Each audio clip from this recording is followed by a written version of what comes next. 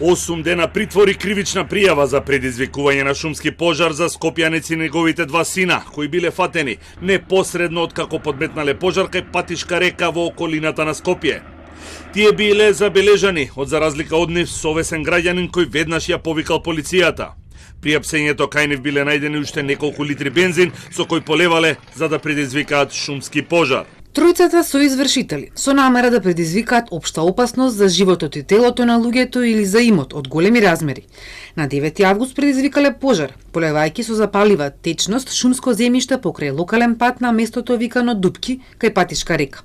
Опожареното земјиште е во државна сопственост, а постоела опасност пожарот да се прошири на поголемо подрачје нискостеблеста и високостеблеста шума, па дури и да зафати дел од Националниот парк Јасен. Против нив е поднесена кривична пријава за предизвикување шумски пожар.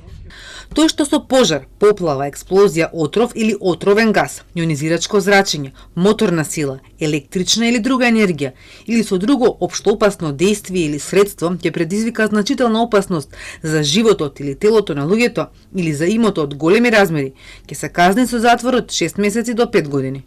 Според официјалните податоци, од 17 јули, кога полицијата почнува со оперативната акција Пожар 2024, откриени се 8 случаи, а кривични пријави се поднесени против вкупно 11 лица од Радовиш, Велес, Прилеп, Скопје и Свети Николе. Тие се товара за предизвикување на општа опасност и предизвикување на шумски пожар. МВР минатата недела ги подигна дроновите за да може полесно да ги улови подметнувачите на шумските пожари. Дроновите ќе летаат 24 часа во денот во повеќе подрачји од државата и се опремени со термални камери за да бидат оперативни и во ноќни услови. Според последните информации на ЦУК, вчера се регистрирани 42 пожари, од кои 31 е изгаснат, 5 се под контрола, а 6 се активни.